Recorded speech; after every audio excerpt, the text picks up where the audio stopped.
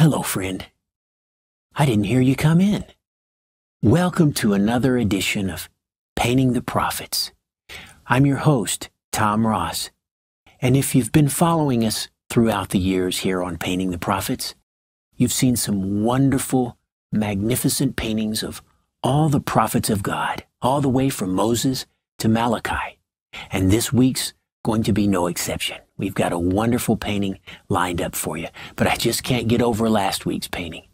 That great Sunday school scene where Elisha calls out two bears from the woods to maul and rip to bloody shreds 42 boys just because they called him Baldhead. Oh, that was great. I wish I could have been there. It was a wonderful painting, though. I almost used up all my cadmium red, though. But anyway, the painting before that was almost as good. Yeah, that's the one where we painted Elijah calling pure fire down from heaven. And it burned up all the prophets of Baal, just roasted them alive right there. Oh, I wish I could have seen it. Must have been nice to be a prophet of God, but anyway, I get excited about these paintings. I get a little crazy sometimes. But why don't we go ahead and go to my studio and we can go ahead and start this wonderful portrait, and I'll tell you a little bit more about it. Come on. Welcome to the studio. This is where it all goes down. This is where I paint the wonderful and glorious prophets of God. I get chill bumps just thinking about it. I also get a colossal chubby. Anyway, we're going to be painting arguably one of the greatest prophets who ever slept with a 9-year-old. I'm talking about the prophet Muhammad, peace be upon him. Now, before you send your death threats to us here at Painting the Prophets, I've already cleared this with the Sunnis, the Shiites, Al-Qaeda, Al Jazeera, the Taliban, and Muhammad Ali. So go grab yourself a cold one and come on back and let's just get crazy today. What do you say? You may even want to paint your own version of the prophet. Well, as usual, I run the colors across the bottom of the screen that you're going to need to paint along with me. So grab your airbrush and let's go ahead and get started. As you can see, I've got my basic design laid out here. I've sketched it out and covered it with a little masking paper. And first thing I always like to do is paint the background. It gives our prophet a little something to a little atmosphere to exist in. It gives it a nice contrast between the soft, distant background and the up-close, detailed nature of the prophet. And that's what I like to do, is capture as many details and make it as realistic as possible. Let's go ahead and do the background. It won't take but a second. Don't want it to be too harsh. Not too much strong color in the background. And we take a toothpick and we just stir it all up in that cup. Oh, I love stirring it with the toothpick. That's the fun part right there. Oh, shoot, I could do that all day. All right, now we should have a dark bluish purple color. You can test it if you want. Spray it on something, see what we get if we get something close. Oh yeah, there we go. It's blue, it's got a little bit of red, not too much red. I'm gonna start there and I may put a little more red on it as I go. So here we go. Oh, let's just get crazy today. Let's just spray in the background. It won't take too long.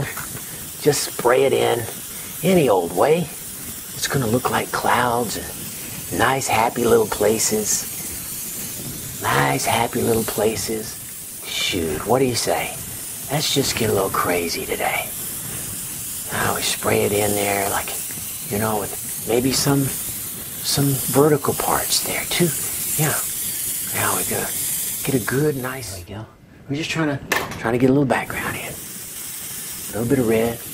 That's gonna bring that blue to life there for you. It's gonna bring that blue on up into purple land, which is just what we want. Just what we want. It was getting a little foggy in here with all this paint floating around. And well, I went ahead and just blocked in the background. As you can see, this is going to be a very dark painting. So we need a sort of dark, mysterious background in there. So let's go ahead and do the fun part. Let's pull the masking off that was protecting basically the outline of our prophet. and then I'll talk a little bit about what we're going to do. Now, let's just take this old tracing paper here. And what this is going to do, it's going to really come to life just right off the bat. We'll go ahead and peel the whole thing off. No reason to, can you see if we zoom in a little bit?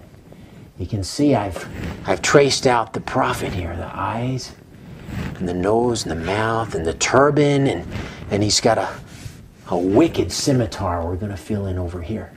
So the next thing we need to do, and it's the most important part of this painting, is the beard. That's right. You see, the beard is the power of the prophet. The beard is the glory of the prophet. We start with the beard because that's where prophets really begin, is with the beard. You see, prophets don't get to be prophets until they're 50 or 55 years old, and well, by that time they've had time to grow a nice bushy beard. Well, by that time they've had time to lose the hair on top of their heads too. You remember old Elisha? He got pwned by 42 boys. Of course, that pwnage turned into epic fail, didn't it? Well, anyhow, that's why they wear the turbans too, because they don't have any more hair on their head. So it's sort of a compensatory thing when they have the big bushy beard coming out. It's sort of a balanced type of feng shui, whatever you call it. You know what I'm talking about. And anyway, so that's a little trivia about the beard. But while I block in a little bit of the beard, let me tell you a little more trivia. Let's go ahead and take pure black. Pure black, and I'm going to load up my brush with a little bit of this opaque black. I think my paint's trying to dry out on me, but maybe we can block it in. I'll do a little cutaway and paint some off screen so it don't take up all your time. But let's just, let me test it over here and make sure it's working. Okay, I think it's working. Let's just get crazy. Let's just block in some of the beard here, and we'll see what we get. Heck, we're just going to get crazy with it.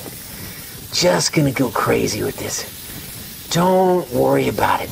Oops! And if you get a little paint down there, let me show you what I just did. Let me back up a little bit. Spilled a little paint down there. But we don't make mistakes. We just let God allow us to exercise our free will to do things we didn't really intend to do. All right. Oh, where was I? Oh, let me zoom back in so you can see what I'm working with. And hang on a minute. Now you can see what I'm doing. And don't worry about this down here. We can fix it in the mix. Now, let's just fire it in there. Now, I won't get so happy this time. Whoa. Oh, it's going to be a big bushy beard. Well, another thing about the beard is it tends to intimidate people who disagree with your point. And the reason they carry the sword is so that if the people don't get your first point, maybe they'll get your second point.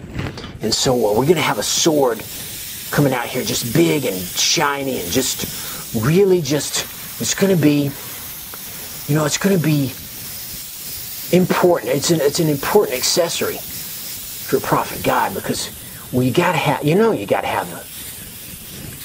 have some kind of, backup in case your argument doesn't work. Now, and another cool thing about the beard is